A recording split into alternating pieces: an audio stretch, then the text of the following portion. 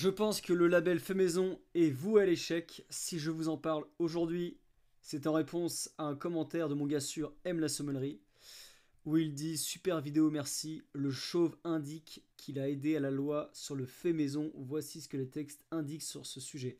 Alors déjà un peu de respect quand même, un peu de respect pour le chauve. Le chauve dont tu parles, c'est Thierry Marx. Alors il n'a pas aidé à la loi sur le fait maison. Il voudrait en fait mettre en place une loi bien plus restrictive que ce qu'il y a aujourd'hui. On va parler de tout ça, je vais vous expliquer pourquoi, selon moi, le label fait maison est un échec et sera toujours voué à l'échec. Et la première des raisons, en fait, c'est que le label fait maison n'est pas assez énervé. L'histoire du label fait maison, en fait, c'est qu'il a été créé en 2014, mais le gros problème de ce label, c'est que les restaurateurs ne sont pas obligés de le mentionner sur leur carte. Et c'est ce qui a fait son échec, en fait. Les restaurateurs préfèrent ne pas le mentionner, car ça mettrait en fait en lumière les plats qui ne sont pas faits maison. C'est aussi un label fourre-tout. Donc en témoigne l'arrêté en fait. Vous avez ici, les mots ont un sens, mes amis. Les plats doivent être confectionnés à partir de produits bruts frais, c'est-à-dire des aliments crus. Ce à partir est très important, puisque à partir ne veut pas dire exclusivement. Donc, vous pouvez avoir, voilà, dans votre, allez, une tarte aux pommes. Vos pommes, en effet, sont arrivées brutes. Vous avez fait la crème pâtissière brute aussi. Enfin, vous l'avez fait vous-même. Mais vos fonds de tarte, voilà, sont arrivés tout prêts. Comme ça arrive souvent dans le resto. Votre repas de sablé, votre repas de feuilleté arrive déjà préparé. Donc voilà, ce label fait maison ne marche pas parce que c'est un label fourre-tout. On peut y inclure du surgelé, on peut y inclure voilà, de la paille feuilletée surgelée, des viandes hachées comme du tartare, déjà préparé. Tant que c'est préparé sur place, c'est là où ça s'appelle fait maison. Ça n'a donc résolu aucun problème de transparence et ce label est même trompeur pour le consommateur. Encore de l'argent public utilisé efficacement avec la création de ce magnifique label qui, en moins d'un an après son entrée en vigueur, était déjà un échec. Ce qu'on a voulu faire avec ce label, c'est faire plaisir à tout le monde sans pénaliser personne. Et quand vous faites ça, c'est ce qu'on appelle le nivellement par le bas et ça ne sert à rien. Maintenant, si on prenait la solution de Thierry Marx, lui, il voudrait du coup une loi un peu plus énervée. Voilà, il voudrait une loi cadre pour garantir la qualité, protéger les artisans et éviter les abus qui trompent les consommateurs. Combat que je respecte totalement. Mais c'est là où on va ne pas être d'accord, c'est comment on fait ça. Donc lui, qu'est-ce qu'il voudrait faire? Il voudrait que la question de l'appellation fait maison ne concerne plus aujourd'hui seulement les restaurants et les tôleries, mais bien tous les métiers de bouche. Donc voilà, il voudrait l'étendre à toutes les enseignes qui vendent de la nourriture. Et voilà, lui, il voudrait une loi cadre. Qui dit loi, dit donc contrôle, qui permettrait de contrôler plus facilement l'usage du label fait maison.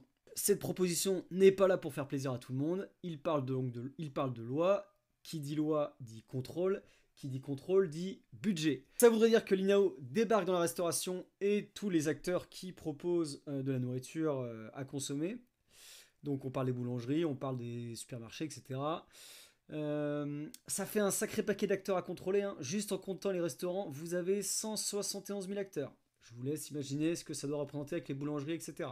Je vois mal comment l'INAO va faire pour exercer un contrôle efficient de tous les acteurs qui trichent avec ce label fait maison. À moins que l'INAO soit doté de moyens ultra énervés. Et donc là, on en arrive au point le plus drôle. Les restaurateurs se plaignent de voir leur coût de production exploser. Ils se plaignent parce que leur coût salarial est démentiel. Et ça, je suis d'accord avec eux. Donc Thierry Marx voudrait rajouter une charge de plus aux membres de sa corporation, parce qu'il va bien falloir le financer, tous ces contrôles mis en place. Et on sait comment ça se passe, si vous voulez adhérer à ce label, il faudra payer sa cotisation à l'INAO.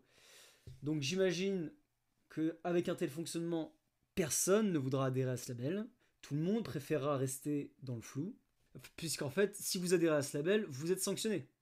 Donc ceux qui veulent faire du fait maison seront sanctionnés, tandis que ceux qui ne veulent pas en faire ne le seront pas. Donc à mes yeux, il n'y a aucune solution satisfaisante. Xavier de Namur propose cependant une autre solution. Xavier de Namur, c'est cette personne, hein, vous voyez, lui visiblement, il milite pour le fait maison. avec ce magnifique t-shirt. Make Aging Great Again. Il voudrait que les pouvoirs publics imposent le logo industriel sur les cartes de restaurants et tous les acteurs de la restauration hors domicile, boulangerie, traiteur, etc. Quand un plat sort d'une poche d'un industriel et un logo surgelé quand il cuisine avec des ingrédients surgelés non cuisinés. Alors là, du coup, ça réglerait... Voilà, en fait, là, ce que propose Xavier de Namur, c'est de prendre le problème dans l'autre sens.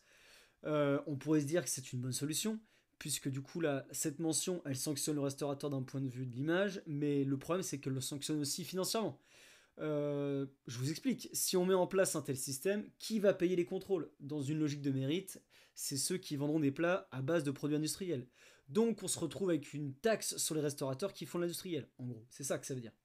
Le problème, c'est que cette taxe ne permettra jamais de financer l'intégralité des contrôles, et on tombera dans le cas classique d'une institution déficitaire qui demande toujours plus de financement externe pour mener à bien ses contrôles. Ou alors, ça pourrait aussi finir avec l'INAO qui demande à tous les restaurateurs sans distinction de financer les contrôles, et au final, tout le monde se retrouve à payer une taxe de plus. Je ne vois aucune solution satisfaisante, et ce n'est pas pour autant que le fait maison est voué à disparaître, mais soyons clairs, on ne le retrouvera que dans certains restaurants. En gros, on va le retrouver dans les restaurants étoilés et les restaurants gastro. Et on le retrouvera dans les restaurants qui ont à leur tête un excellent cuisinier, mais aussi un excellent gestionnaire. Parce que des restaurants qui font du fait maison sans être gastro ni étoilé, ça existe, mais ça demande une sacrée rigueur sur la gestion de ses coûts. Et je dis pas que l'intégralité de leur carte sera fait maison, mais ça n'empêche pas d'en avoir une bonne partie. La seule garantie qui donne confiance aux gens d'aller dans ces établissements, c'est la réputation, et c'est les avis Google.